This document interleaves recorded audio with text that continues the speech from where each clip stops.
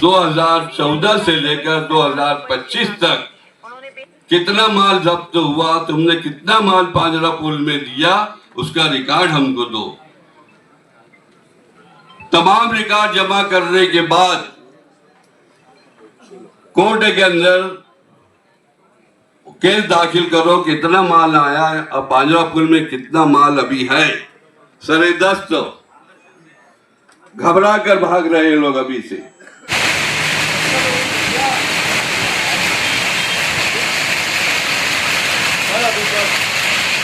जो एक्सीडेंट होंगे उनको ये परवानगी दो कि उनके खिलाफ में पुलिस केस किया जाना चाहिए। ठेकेदार के खिलाफ में यहाँ पर जो है पुलिस केस किया जाना चाहिए और उसके खिलाफ में सख्त कानूनी कार्रवाई की जानी चाहिए। और हम लोग ज़रूर गटर का जो काम जो हो रहा है उसको किस तरीके से बंद किया जाए, उसको किस तरीके से रास्ते पर लाया जाए, उसके लिए हम सक्षम हैं। मर्चेंट नगर हो, नंदन नगर हो, ये इलाकों के अंदर बहुत तकलीफ है। और जुमा के दिन खास करके मैंने देखा हो कि जुमा के दिन सुबह 6 बजे बंद कर दी जाती पावर और 2 बजे दी जाती। मालेगांव शहर की जानिब से हेलो, मैं औरंगाबाद के सदर साहब और जिम्मेदारान का बहुत बहुत शुक्रिया अदा करता हूं कि उन्होंने पूरे महाराष्ट्र के कुरेश बिरादरी के अफराद को जमा किया, एक प्लेटफॉर्म पर लाए। कोई ये मामूली बात नहीं है। कौन सा शायर है? देखिए, तहरीक पर उतरना आसान है, मगर तहरीक को चलाना, तहरीक पर टिकना, उसको आगे ले जाना, ये बहुत मुश्किल काम है।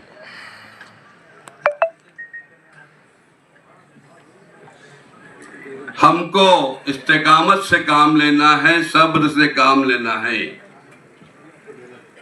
हमारी सफों में कुछ लोग ऐसे भी हैं जो हमारी तहरीक को डायनामाइट करने की कोशिश करते हैं। ऐसे लोगों से हमको होशियार रहना है। जो भी बातें पैदा होती है अल्लाह ताला की तरफ से पैदा होती है। ये मुसलमानों के ऊपर और कुरैश बिरादरी के ऊपर ये जालिम हुकूमत मुसल्लत की गई है। ऐसे वक्त में हमें गाफिल नहीं होना चाहिए, अल्लाह ताला से उसकी तरफ रुजू होना चाहिए। पंज वक्त जो है उसकी बारगाह में गिड़गिड़ा कर अपने लिए, अपनी कौम के लिए, अपनी बिरादरी के लिए दुआ कीजिए। देखिए, जुल्म आखिर जुल्म है, जुल्म आखिर जुल्म है, बढ़ता है तो मिट जाता है। बहुत जालिम आए, बहुत जालिम गए और इनका भी जुल्म चलने वाला नहीं है, इनका भी जवाल यकीनी है, इनका भी जवाल यकीनी है। मैं खाली 2-3 पॉइंट की बातें बता दूं कि मेरे बाद कई मुकर्रिर हजरात बोलने वाले हैं। हमने मालेगांव शहर में शेख आसिफ साहब की रहनुमाई में आरटीओ ऑफिस को लेटर दिया, मेमोरेंडम दिया, उनसे हमने परमिट का डिमांड किया। इसी तरीके से काटन मार्केट में बाजार समिति में भी हम लोग उनको लेटर दिया, मेमोरेंडम किया और उनसे कहा गया कि यहाँ पर माल खरीदा जाता है, उसकी सेफ्टी हमको चाहिए, उसके ताल्लुक से हमको आप लोगों को यकीन दहानी कराना चाहिए। इसी तरीके से आप लोगों को अपने अपने इलाके में, अपने अपने एरिए में जो माल हमारा जब्त हुआ है, जो जानवर हमारे जब्त हुए हैं, वो पुलिस स्टेशन पे से मालूमात हासिल करो कि आज तक 2014 से लेकर 2025 तक कितना माल जब्त हुआ, तुमने कितना माल पांजरा पुल में दिया, उसका रिकॉर्ड हमको दो। तमाम रिकॉर्ड जमा करने के बाद कोर्ट के अंदर केस दाखिल करो, कितना माल आया है, अब पांजरा पुल में कितना माल अभी है। सरे दस्त घबरा कर भाग रहे लोग अभी से। यूट्यूब की नस्ल के जो जानवर पैदा होते हैं, जिससे किसी का धार्मिक मजहबी मामला नहीं होता, ऐसे जानवर के बारे में भी हमको सोचना चाहिए। हमको इस्तेकामत से खड़े रहना है, हमारी सफों में इत्तेहाद पैदा करना है। अमलन हमको हमारे बड़ों की आवाज पर लब्बैक कहना है और लब्बैक कहते हुए हमको आगे बढ़ना है। एक आखिरी शेर के साथ मैं अपनी बात को खत्म करता हूं कि खुदी को कर बुलंद इतना, खुदी को कर बुलंद इतना, हर तकदीर से पहले खुदा बंदे से पूछे बता तेरी रजा क्या है। खुदा हाफिज। ये बाग महमूद का जो पुल है, ये हरदम बारिश में तकलीफ होती है और तुम लोग देख रहे हो, जितने भी कार्यकर्ता लोग हैं, इसको ऊपर के लोग बोलो या नीचे के लोग बोलो, आप लोग भी देखते हैं कि बार बार यहाँ पे बारिश होती है, तकलीफ होती है। बार बार हम आप लोगों से दरखास्त तो करते हैं कि हमको बहुत तकलीफ होती है बाग महमूद में, और इसके अलावा जो आगे बस्ती है किनारे के लोगों को भी बहुत तकलीफ होती है। हम बार बार दरखास्त तो करते हैं कि इसके लिए कुछ राहत करो।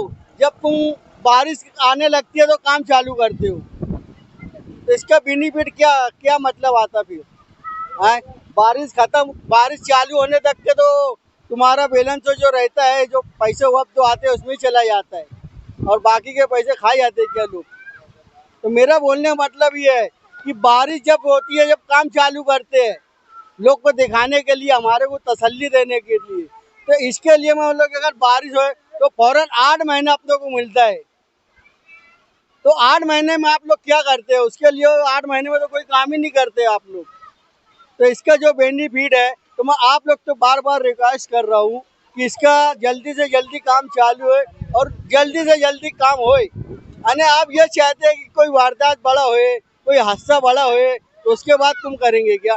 क्या अगर कोई वारदात होएगा तो उनके घर के बच्चे को, बाल बच्चों को खाने में तुम खर्चा पूरा करेंगे क्या? हैं? हम ये नहीं चाहते हैं कि आपका भी नुकसान है और हमारे घर का भी नुकसान है।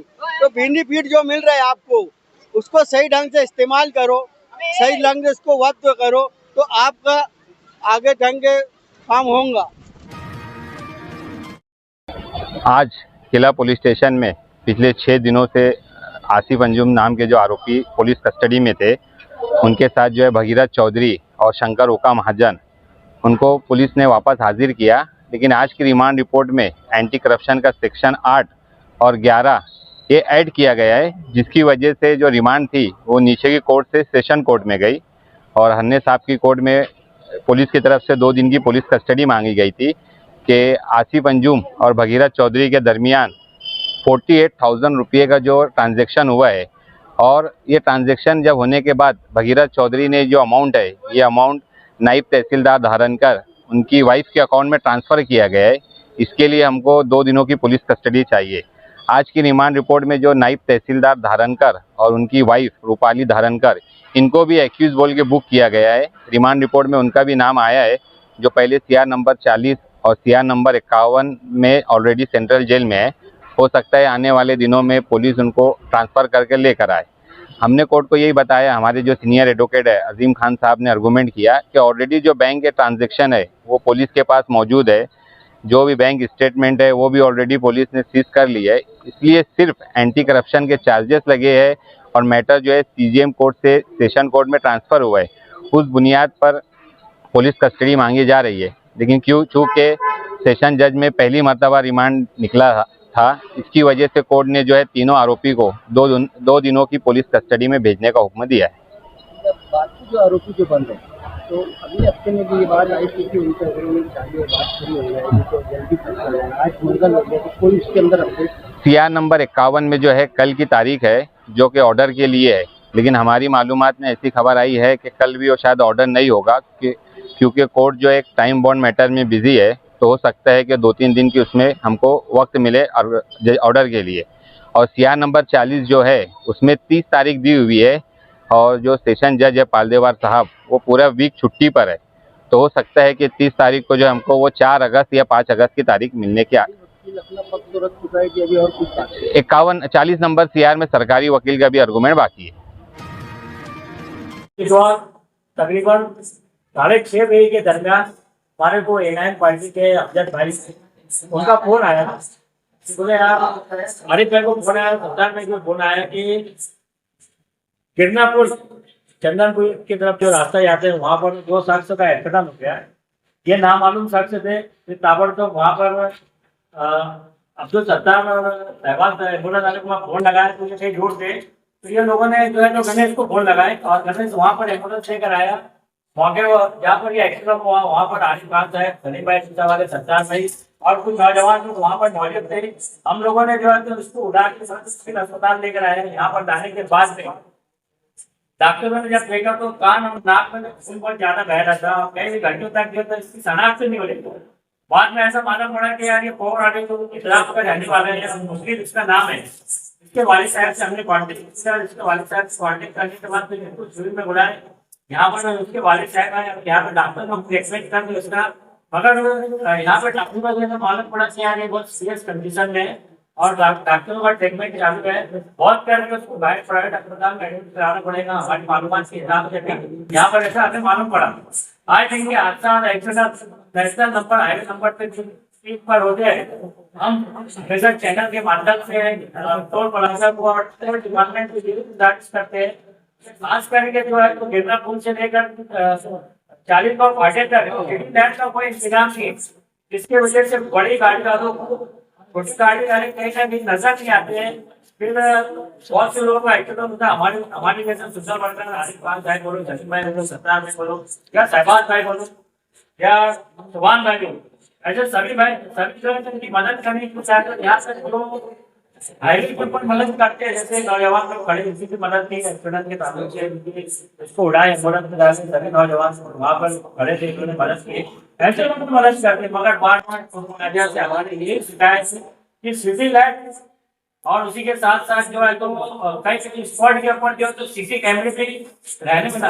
अभी सीसी कैमरे के बाद इसमें कानून ये शख्सों को जो एक्सीडेंट हुआ जो इसकी टू व्हीलर गाड़ी को पीछे से कार अपने मार दिया। तो अभी सीसी कैमरे अगर रहते हैं वहां पर तो हम लोग सीसी कैमरे की मदद से ये देखते थे कि कौन से कार आते मारा, इसको गाड़ी नंबर क्या नहीं। मगर कुछ लोगों ने वहां पर इस गाड़ी के नंबर को देखे, वहां मौजूद थे, वो लोग बताए कौन से कार वाले को मारा और कैसे मारा। तो वहां पर जो मौजूद थे हो सकता है लोगों ने कार का नंबर देखे, मगर टोल डिपार्टमेंट से हमारी फिर से गुजारिश है कि हम हमारे चैनल के माध्यम से आप तक हमेशा मैसेज पहुंचाते हैं। अगर आपने आपके हमारी बात को अगर सुनवाई नहीं की तो अगला कदम हमारा जो है तो सरकारी साहब और रोड डिपार्टमेंट में जो टोल प्लाजा के लोग इसके बाद में रहेगा, उनके बाद में हम आपकी शिकायत करेंगे। हम आपसे ये गुजारिश करते हैं कि नेशनल नंबर हाईवे 3 चालीसगांव घाटे से लेकर तो मनमाड़ चौपल्ली तक जो लाख रुपए टोल प्लाजा कर रही है, आपको सौदा निकाल तो आपके ऊपर मुस्लिम उन्नति सेवा फाउंडेशन पब्लिक समाचार न्यूज चैनल के मार्फत हम कड़ी से कड़ी कार्रवाई करेंगे। और आया टाइम अगर हमारी सुनवाई अगर नहीं होगी तो हम आने वाले कुछ टाइम वक्त में जो है तो चक्का जाम करेंगे, रोड जाम करेंगे, नौजवानों को रोड पे लाके बढ़ाएंगे। हमारे लोगों का एक्सीडेंट होगा, हमारे लोगों का एक्सीडेंट के दौरान जो है तो वहाँ इंतकाल हो जा रहा है, उनकी मौत हो जा रही है, मासूम बच्चे मर रहे, बुजुर्गों की मौत हो रही है। तो रोड डिपार्टमेंट से इतनी गुजारिश है कि आप लोग हमारी बात को अगर तवज्जो नहीं दिए तो आने वाले वक्त में हम कड़े से कड़ा एक्शन लेंगे। और अगला कदम हमारा जो रहेगा, हम नेशनल नंबर 3 हाईवे टाइम जाके हम सभी जितने यहाँ करें, जितने हमारे साथ आवाम मालिकों शेयर करें, इनको दिया कि हम तो रोड जाम करेंगे। 8 से 10 दिन में हमारी जो डिफॉल्ट है जैसे सिटी लाइट और सिटी कैमरे वहाँ पे सिंगल लगाना, बोर्ड लगाना, अगर 8 से 10 दिन में अगर ये इंतजाम अगर वहाँ पर नहीं होता है तो हम कलेक्टर साहब को यहाँ पे मेमोरेंडम देंगे और इसके ऊपर कड़ी से कड़ी कार्रवाई करेंगे और एसपी साहब को भी इसके ऊपर मेमोरेंडम देंगे, एसपी साहब के पास भी इसकी शिकायत करेंगे और उसके बाद में अगर 8 से 10 दिन में अगर ये काम नहीं होता है तो पूरी तरीके से हम वहाँ पर जो है तो पूरा national number highway number team पूरा बंद कर देंगे, आवाम को देना है वहाँ पे। कलेक्टर ऑफिस में राष्ट्रवादी कांग्रेस पार्टी शरद चंद्र पवार साहब के तवज्जुह से यहाँ पर आए हैं। तमाम अहदेदार दोस्त अहबाब यहाँ पर हम लोग आए हैं। पूरे मालेगांव शहर की जो ख़राब हालत के ज़िम्मेदार मालेगांव म्यूनसिपल कमिश्नर और उनका जो अमला है, इंजीनियर, डिप्टी इंजीनियर और जूनियर इंजीनियर वगैरह, ये जो तमाम जो लोग और ठेकेदार, ख़ास तौर पर भूमिगत गटर का जो ठेकेदार है वो इस तमाम अवस्था का जिम्मेदार है, ख़राब अवस्था का जिम्मेदार है। और ये ख़राब अवस्था होने की वजह से मालेगांव शहर में जो एक्सीडेंट हो रहे हैं और जो एक्सीडेंट हो चुके हैं, हमने आयुक्त अपने कमिश्नर साहब से कहा है, कलेक्टर साहब से कहा है कि ये जो एक्सीडेंट हो चुके और जो आगे जो हो अगर होंगे, खुदा ना खास्ता जो एक्सीडेंट होंगे, उनको ये परवानगी दो कि उनके खिलाफ़ में पुलिस केस किया जाना चाहिए। ठेकेदार के खिलाफ़ में यहाँ पर जो है पुलिस केस किया जाना चाहिए और उसके खिलाफ़ में सख्त कानूनी कार्रवाई की जानी चाहिए। जिस गटर जो है अंडरग्राउंड गटर के खड्डे जो किए जा रहे हैं, उसमें जो सीमेंट रोड के जो तोड़कर जो खड्डे किए जा रहे हैं, उसका पेचवर्क सीमेंट से किया जाए और जो हॉट मिक्स का जो खड्डा किया जा रहा है वो हॉट मिक्स से उसका पेचवर्क किया जाए। WBM है तो WBM के ज़रिए उसका पेचवर्क किया जाए। ऐसा नहीं किया जाता है तो राष्ट्रवादी कांग्रेस पार्टी अपने मुतालबात को मनवाने के लिए रोड पर आएगी। राष्ट्रवादी कांग्रेस पार्टी शरद चंद्र पवार साहब, ये हमारा 80% राजकारण, 80% समाजकारण और 20% राजकारण का धोरण लेकर हम लोग यहाँ काम करते हैं। 80% समाजकारण के ताल्लुक से हम लोगों ने कमिश्नर साहब, कलेक्टर साहब को निवेदन दिया, उनसे गुजारिश की है कि वो हमारी बातों को सुने, हमारी बातों पर कार्रवाई करें। अगर वो ऐसा नहीं करते तो 20% राजकारण जो हमारे पास बचा हुआ है उसको हमें इस्तेमाल करना पड़ेगा। जो संविधान ने हमें हक दिया है, रास्ते पर आना, धरना करना, आंदोलन करना, रास्ता रोको करना, ये तमाम ऑप्शन हमारे लिए खुले हुए हैं और हम लोग ज़रूर गटर का जो काम जो हो रहा है उसको किस तरीके से बंद किया जाए, उसको किस तरीके से रास्ते पर लाया जाए, उसके लिए हम सक्षम हैं और हम उसके लिए अपने तौर पर आज़ाद हैं। और अगर ज़रूरत पड़ी, खुदा ना करे हमको ये ज़रूरत पड़े, हमने कलेक्टर साहब से बात की है कि वो एक राउंड टेबल मीटिंग बुलाएं और इस समस्या का, इस तकलीफ़ का निवारण करें। और उसके लिए कमिश्नर साहब और दीगर जो अहदेदारान हैं, जो अफसरान हैं, उनको लेकर एक राउंड टेबल मीटिंग लेकर उस ठेकेदार को तंबी करो, उनको वार्निंग दो और शहर भर में जो खड्डे और पूरे शहर की अवस्था ख़राब करके रखे हैं उसका हाल सीधा करो और सही करो। उसके बाद आगे गटर खोदने का काम करो, पाइपलाइन डालने का काम करो। अगर पाइपलाइन डालने का काम पेचवर्क किए बगैर किया जाएगा तो राष्ट्रवादी कांग्रेस पार्टी किसी भी कीमत पर बर्दाश्त नहीं करेगी, उसके खिलाफ में हम आंदोलन करेंगे। यही हमारी कलेक्टर साहब से बात हुई, हम और यही गुजारिश भी की है, यही अपील भी की है और आगे हमारी बातों को सुना जाएगा। ऐसी हमें अपेक्षा भी है, उम्मीद है कि हमारी बातों को सुना जाए और हमारी बातों पर हमारी तकलीफ को दूर किया जाए।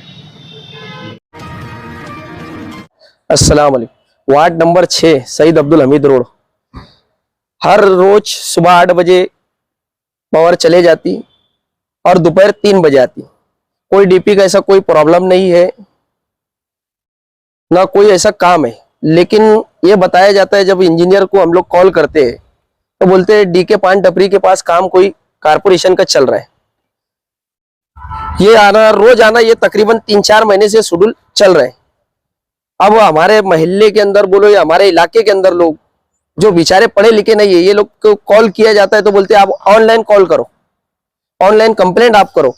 अब हमारे इलाके में तो कोई इतने पढ़े लिखे लोग नहीं है ना हमारे शहर में जो ऑनलाइन कंप्लेंट करेंगे और यहाँ मैसेज आएगा कि भाई अकील अहमद ने कंप्लेंट किया या छोटू शाह ने किया, अकील भाई ने की। तो ऐसे तो पढ़े लिखे लोग नहीं है जो ऑनलाइन कंप्लेंट करेंगे। अब इसको उसको नंबरों को बोलते हैं, फिर नंबर साहब कोई फोन उठाते, कोई नहीं उठाते, उसके बाद बेचारे अपने अपने गुजर बसर कर रहे। अब रोज सुबह आना 8 बजे से लेकर दोपहर के 3 बजे तक के पावर रोज आना जा रही सईद अब्दुल हमीद रोड पे। कई इलाके है जो 56 हो, 57 हो, सर्वे नंबर 43 हो, 42 हो, मर्चेंट नगर हो, नंदन नगर हो, ये इलाकों के अंदर बहुत तकलीफ है। और जुमा के दिन खास करके मैंने देखा हो कि जुमा के दिन सुबह 6 बजे बंद कर दी जाती पावर और 2 बजे दी जाती। अभी मेरी साहिल सर से बात हुई कि जुमा के दिन का क्या ऐसा प्रॉब्लम है जो पावर बंद कर दी जाती। तो इलीगल तरीके से मालेगांव शहर में बोले सिगड़ी जलाई जाती, जो इलीगल तरीका होता है उसके लिए हम पावर बंद कर देते। अब कैसी क्या, मैं तो समझ रहा हूँ, आज तक के तो मैंने कितने इलाके में घुमा, कहीं तो मेरे को सिगड़ी नजर नहीं आती। अब जो छोटे मोटे लोग हैं बेचारे, जो गरीब लोग हैं, हीटर के जरिए पानी गर्म करते जुमा की नमाज के लिए, किसके यहाँ गीजर है वो पानी गर्म करते, ठंडी का पीरियड है, गर्मी का पीरियड है। अब जुमा के दिन इतनी खतरनाक हालात हो जाती कि लोग गुसल के लिए जुमा की नमाज कई लोगों की छूट जाती, इसके ऊपर किसी की ध्यान नहीं है। 2 बजे पावर आती, कई मस्जिदों की अजान समझ में नहीं आती। तो मैं खास करके इसी के लिए साहिल सर से मेरी बात हुई कि इसके ऊपर खास करके नजर डालना चाहिए। तो उन्होंने मुझे एक ऑनलाइन नंबर दिया। मैं ऑनलाइन नंबर तो शायद मैं समझता हूँ कि हमारे लोगों को 10% भी नहीं समझ में आएगा जो ऑनलाइन कंप्लेंट करेगी। तो इसके ऊपर कहीं ना कहीं आवाज उठाने जैसा काम है। और आज हम लोग आए, कभी 2, 4, 5 रोज में नहीं होगा तो हम एक बार फिर वापिस आएंगे, फिर परमिशन लेके कायदेशीर रोडों पे धरना आंदोलन करेंगे। उनको दिया, डीपी का इसमें प्रॉब्लम नहीं है, ये डीपी का कोई प्रॉब्लम नहीं, ये इनका कोई कारपोरेशन का डीके पान टपरी के पास काम चालू है। इनका कहने का मतलब ये डीके पे ऊपर कोई लोड नहीं है, कोई प्रॉब्लम नहीं पावर का, लेकिन वहां से बंद कर दी जाती। सर्वे नंबर 212 वार्ड नंबर 16 नवाआजाद नगर की शौचालय संडास इतनी खस्ता हालात में खराब है। 2-3 महीना पहले इकबाल साहब को मैंने बुला के और यहाँ के जो एसआई है आजाद नगर का, इनको बुला के मैंने सर्वे करने लगाया। उसके बाद उन्होंने सर्वे करे, मैंने कमिश्नर साहब से भी उनकी बात कराया फोन के ऊपर। कमिश्नर साहब ने मुझे आश्वासन दिए कि पहलवान हम लोग जो है आगे सर्वे करके उसका काम चालू करेंगे। बाकी अभी तक के कुछ काम हुआ नहीं। इसके बाद मैंने अभी गवर्नमेंट साहब सिटी इंजीनियर को भी फोन लगाया, सिटी इंजीनियर ने मेरे को आश्वासन दिया कि यार पहलवान मैं आ रहा आकर देख लूँगा, बाकी वो भी नहीं आया। मेरा कमिश्नर साहब से एक ही निवेदन है कि आके हमारी नवाआजाद नगर के शौचालय को यहाँ पे जल्द से जल्द रिपेयर करें या नवी बना के दे, क्योंकि यहाँ पे गांधी कपड़ा मार्केट है, पूरे नासिक जिले के लोग यहाँ पे कपड़े बाजार में आते हैं और हर समाज के लोग यहाँ पे आते हैं, तो उनको शौचालय की बहुत सारी तकलीफ हो रही है। इससे पहले भी मैंने गवर्नर साहब को और कमिश्नर साहब को भी मैं यही बोलूंगा कि जल्द से जल्द हमारे यहाँ की शौचालय का बना के रिपेयर करके या तो नवी बना के दे। और मैंने ऐसा सुना हो, मैं जो भी अधिकारी पास कारपोरेशन के पास जाता हूँ तो मेरे को ऐसा बोलते हैं कि यार यहाँ के जो मेंबर लोग हैं वो नहीं बनाने देते हैं, कि वो लोग जो है वहाँ पे एक कॉम्प्लेक्स बनाने वाले हैं शौचालय की जगह पे, तो ये वही से रिपेयरिंग करने नहीं दे रहे। और नवाआजाद नगर के लोग ऐसा हो नहीं देंगे। ऐसा कभी हुआ तो हम लोग नवाआजाद नगर के पूरे जितने भी यहाँ की आवाम है, कमिश्नर साहब के और प्रभाग 4 के ऊपर जाके प्रभाग 4 को ताला लगा देंगे। हमारे वार्डों की संडास यहाँ की बंद नहीं होना। आए हुए पूरे बिरादरी के जिम्मेदारान, नौजवान साथियों, बुजुर्गों, अस्सलाम वालेकुम। मुझे दरअसल ये प्रोग्राम पहले तो मैं मुबारकबाद देता हूँ औरंगाबाद के जिम्मेदारान को कि उन्होंने प्रोग्राम रखा और बिरादरी को याद किया। आज हालात जो है बिरादरी के हक में बद से बदतर होते जा रहे हैं, उसी के मद्देनज़र ये प्रोग्राम रखा गया। और मैं उसी ताल्लुक़ से बोलना चाहूँगा, जैसे कि गौरक्षा समिति और बाजार समिति के ताल्लुक़ से बहुत सारे लोगों ने यहाँ पर अपने अपने ख्यालात का इजहार किया। मुझे बहुत कम वक्त तो दिया गया कि मैं भी अपने ख्यालात का इजहार करूँ। बात ऐसी है कि बजरंग दल, गौ रक्षा, ये सब जो लोग हैं रास्ते में जानवरों को पकड़ रहे हैं, ये सब मामलात हो रहे हैं, हर जगह हर गांव में हो रहे हैं। लेकिन मैं ऐसा चाहता हूँ, मेरा मशवरा ये है कि हर शहर के अंदर, हर गांव के अंदर जहाँ जहाँ जानवर पकड़ा गया, जहाँ जहाँ पुलिस कस्टडी में माल गया, उनके ताबे में पकड़ा गया, वो सब पुलिस स्टेशन से, वो सब डिपार्टमेंट से हमको माहिती अधिकार लगाकर माहिती लेना चाहिए। वो माहिती लेने के अंदर बात ये होगी कि पुलिस डिपार्टमेंट जब वो पांजरा पुल वालों से पूछेंगे, गौरक्षा वालों से पूछेंगे कि इतना जानवर 2014-5 से पकड़ा गया और वो जानवर अभी क्या पोजीशन में है, उसका क्या मामला है, कितने जानवर मर गए, उसका पोस्टमार्टम हुआ, डॉक्टर रिपोर्ट क्या है, और वो जवाब दे नहीं पाएंगे क्योंकि वो सब चोर है, भामटे हैं। वो जब जवाब नहीं दे पाएंगे तो पुलिस की और गौरक्षा समिति वालों की, जो पांजरा पुल वाले हैं, उनकी बुराई होगी और आगे से वो जानवर उनके ताबे में देने से परहेज करेंगे। और गवर्नमेंट ने, हर कारपोरेशन ने अपने हर शहर के कारपोरेशन, ग्राम पंचायत, हर शहर में ये होना चाहिए कि हमारी सरकार से डिमांड ये भी होना चाहिए कि हर जगह गवर्नमेंट ने अपना सरकारी कोंडवाड़ा बनाना चाहिए।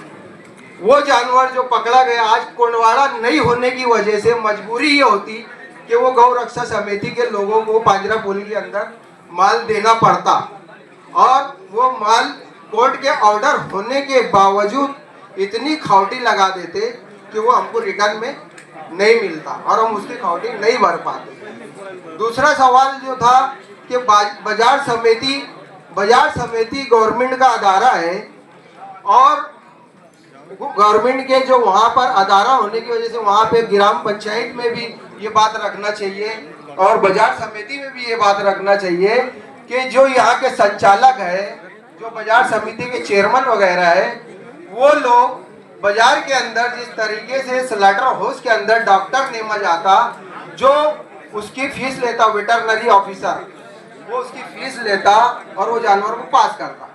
इसी तरीके से बाजार समिति के अंदर एक डॉक्टर का नस्ब होना चाहिए जो वहां पर वेरीफाई करे कि ये जानवर काटने के लिए, ये जानवर पालने के लिए और ये जानवर शेतकरी के काम का है। जब वो वहीं पे वेरीफाई कर लेगा और उसके कान में बिल्ला लगा देगा तो हमको रास्ते में लाने ले जाने की, इससे पहले भी बहुत सारी बात हुई कि उसको जो है ऑनलाइन करना चाहिए, लेकिन एक तरीका ये भी है कि उसके अंदर, उसके कान के अंदर बिल्ला लग जाए और वो जानवर हमको लाने में कोई परेशानी ना हो। ट्रांसपोर्टिंग का वो कानूनन बात, वो जो है हमारे जिम्मेदार वो भी काम कर रहे हैं, ये सब भी होना चाहिए। बहुत सारे जो व्यापार है, बाजार में जानवर नहीं पहुंचता, उसकी वजह यह है कि हम खुद ही खेड़े पे जाकर के जानवर खरीदते और वो खरीदते तो उसकी हमारे पास ना कोई पावती होती, ना कोई उसका सर्टिफिकेट होता। इसलिए जिस शेतकरी से वो जानवर खरीदा जाए खेड़े के अंदर, देहात के अंदर, उस देहात के सरपंच से, उस देहात के जिम्मेदारों से वहां पर उसकी दाखिला पावती उस शेतकरी को बोल करके कि ये हमने जानवर तुझसे खरीदा, इसका दाखला हमको यहाँ ग्राम पंचायत से बना करके दे, जो कि हमको रास्ते में इससे कोई तकलीफ पेश ना आए और हमारा जानवर पकड़ा ना जाए। आज हमारा माल हम ही चोर, खाली रस्सी बदलती है और माल पकड़े जाता। तो मैं तो मुबारकबाद देता हूँ फिर से एक बार कि अल्लाह ताला ने हमको एक जगह जमा किया और ये हमारा वजूद बताने वाली बात है। मैं समझता था बहुत घूमते लोग नहीं आएंगे, लेकिन आज हमने अपना वजूद बताया कि हम हिंदुस्तान के अंदर रहते, हमारा वजूद इतना है, हम इस शहर के अंदर रहते, इस गांव के अंदर रहते, महाराष्ट्र के अंदर रहते, हमने अपना वजूद बताया और तहरीक तकदीर बदलती।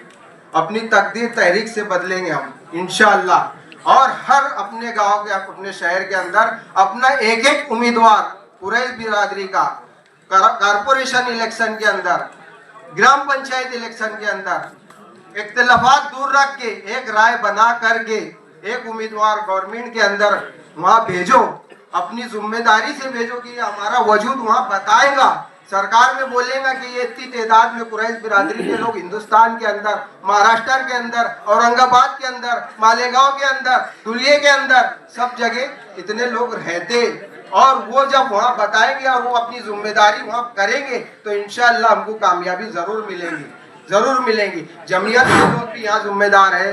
मैं जमीयत से भी एक बात बोलना चाहता हूँ, जिस तरीके से धुलिया की जमीयत से एक तहरीक स्टार्ट हुई, और भी शहरों में जमीयत के लोग हैं, वो लोग भी आगे बढ़ना चाहिए।